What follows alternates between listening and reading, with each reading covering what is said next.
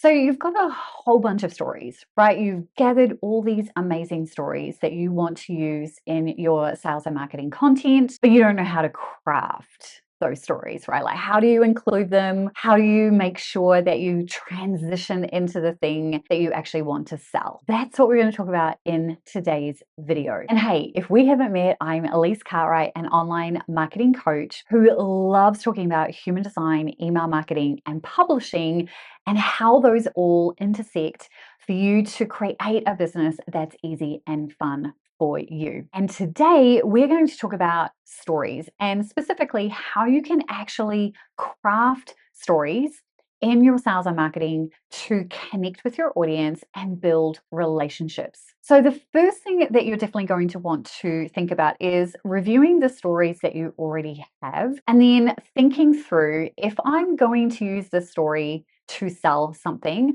I need to identify what that core message is going to be. So this is where I encourage you to sit down and kind of plan out this for each individual offer that you have.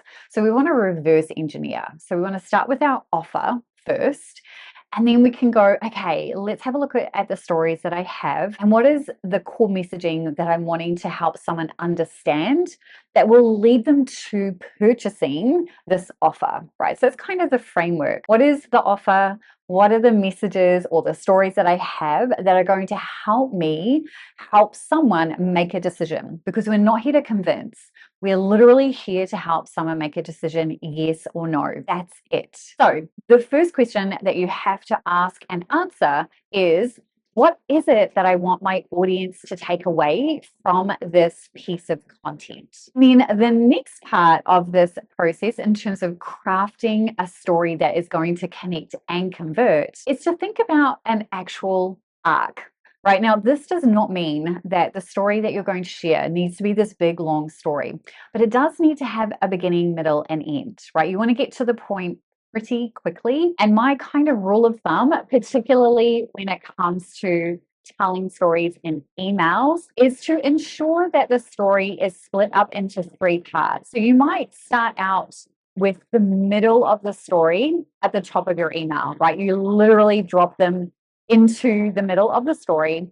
And then you basically say, we're going to circle back to that in a second. And then you might go through and talk about how you arrived, how the story fits into what your core message is that you're trying to help your reader understand. And then you might circle back to the start of the story, and then you'll circle back to the middle and then the ending. So you just want to make sure that when you're crafting this, that you're thinking about it from that perspective, and it will make the creation of this so much easier. And we always want to ensure that the very end of that story is going to point to your offer, aka the solution, right? It's taking them to that. The next thing that you may want to consider is using emotion. So using really good descriptive emotive words. Now, again, this is going to circle back to what's the core message that I'm actually trying to help someone understand as they're going through this content, as they're reading this. What is it that I'm wanting them to understand, believe,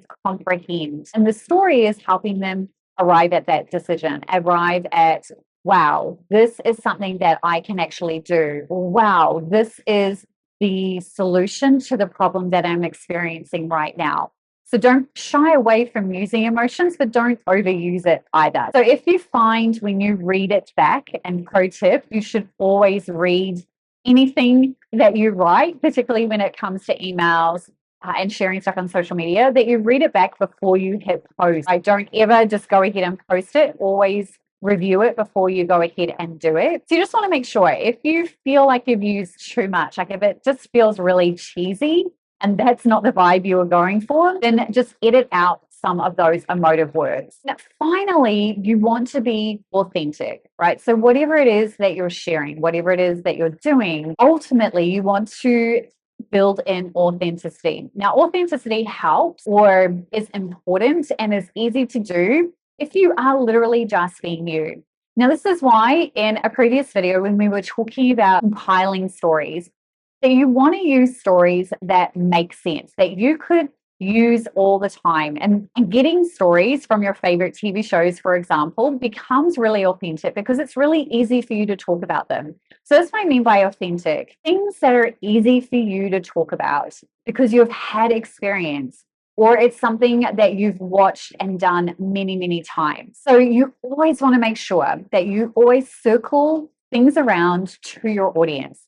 Get to the point, keep it real and authentic, and it becomes super, super easy to convert your amazing people into sales. But also, the number one reason why we are sharing stories is to help our audience make a decision.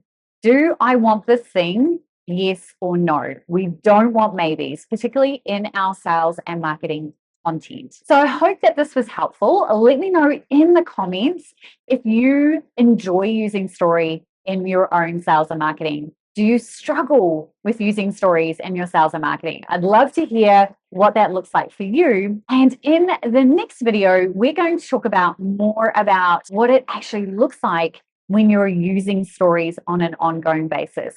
That video will be up on your screen right now. I'll see you there.